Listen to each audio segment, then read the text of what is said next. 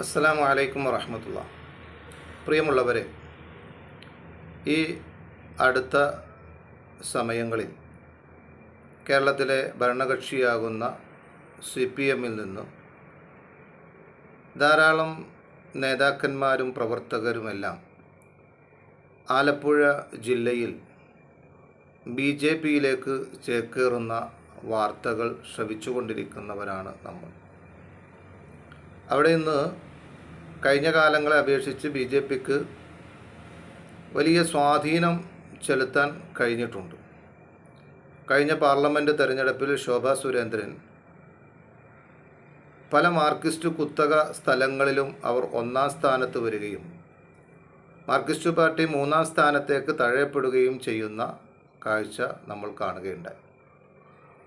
എന്തുകൊണ്ടാണ് ഇത്രയേറെ cadre പ്രസ്ഥാനമാകുന്ന Marxist പാർട്ടിയിൽ നിന്നും അതോടൊപ്പം തന്നെ ഒരുപാട് വിപ്ലവ ചരിത്രങ്ങളുടെ ഓർമ്മകൾ തുടിക്കുന്ന ആലപ്പുഴ ജില്ലയിൽ അവർ ഇന്ന് വരെ എതിർക്കുന്ന ഒരാശയത്തിൻ്റെ വർഗീയ ഫാസിസ്റ്റ് കക്ഷിയിലേക്ക്, BJP-യിലേക്ക്, RSS-ലേക്ക് ഈ ആളുകൾ എന്തുകൊണ്ടാണ് പോകുന്നത് എന്ന് നാം ഒരു പരിശോധനയ്ക്ക് വിധേയമാക്കേണ്ടതുണ്ട്.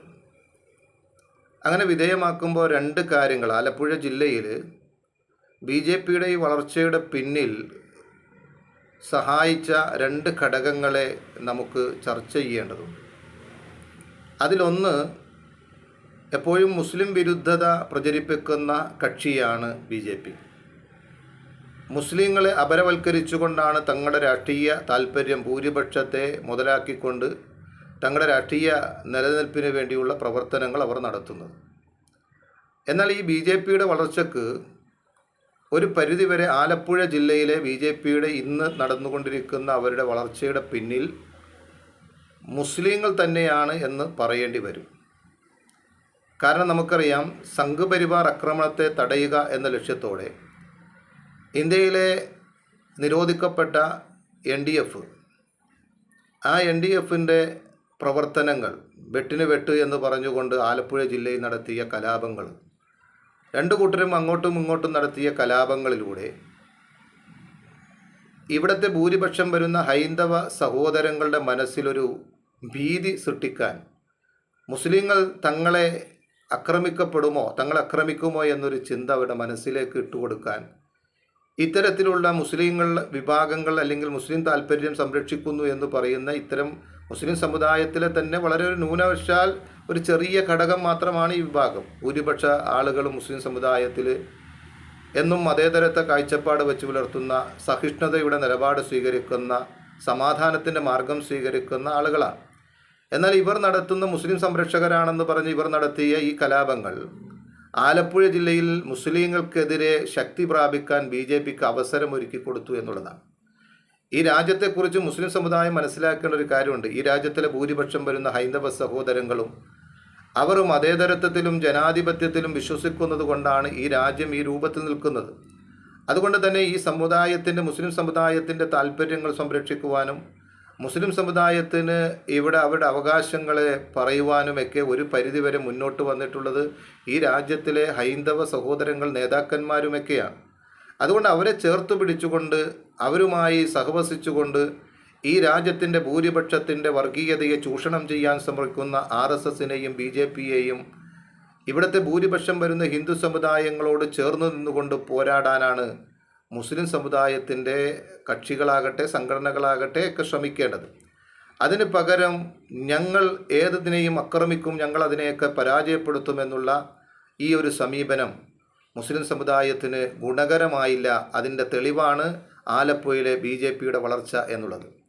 രണ്ടാമത്തെ കാര്യം പരിശോധിക്കുമ്പോൾ, ആലപ്പുഴയിൽ ഏറെ ശക്തരായ CPM അവർ ഇന്ന് നടത്തിക്കൊണ്ടിരിക്കുന്ന, കേരളത്തിൽ നടത്തിക്കൊണ്ടിരിക്കുന്ന നിരന്തരമായ മുസ്ലിം വിരോധം, ആ മുസ്ലിങ്ങളെ അപരവൽക്കരിക്കാനുള്ള ശ്രമങ്ങൾ, അവർക്ക് നേരെ നടത്തുന്ന ദുഷ്പ്രചരണങ്ങൾ, അതൊക്കെ ഈ മാർക്സിസ്റ്റ് പാർട്ടിയിൽ തന്നെയുള്ള ഹൈന്ദവ മതത്തിൽപ്പെട്ട ആളുകൾക്കിടയിൽ മുസ്ലിങ്ങളോട് വിരോധം സൃഷ്ടിക്കാൻ കാരണമായിട്ടുണ്ട്.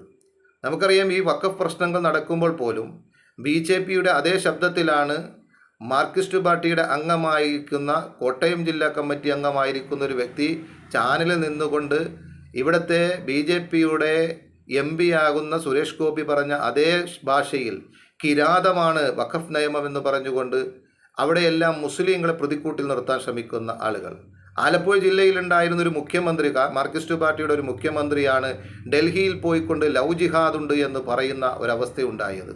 മുസ്ലിം സമുദായത്തെക്കുറിച്ച് മറ്റിതര സമൂഹങ്ങൾക്കിടയിൽ ഭയമുണ്ടാക്കി കൊടുക്കുന്ന, അവരുടെയൊക്കെ പെൺമക്കളെ തട്ടിക്കൊണ്ടുപോകുന്ന ഒരു പ്രക്രിയയാണ് സമുദായത്തിൽ നടക്കുന്നത് എന്ന് പറഞ്ഞുകൊണ്ട് സമുദായത്തിൻ്റെ മുഴുവൻ ആളുകളെയും ഇപ്പോൾ നമുക്കറിയാം ഇപ്പോഴും അവർ നടത്തിക്കൊണ്ടിരിക്കുന്നത് ഭൂരിപക്ഷത്തിൻ്റെ സ്വാധീനം കിട്ടാൻ മുസ്ലിങ്ങളുടെ ജനാധിപത്യ ബോധമുള്ള ബഹുഭൂരിപക്ഷം വരുന്ന ആളുകളെയുമൊക്കെ തീവ്രവാദികളാക്കുന്ന സമീപനം.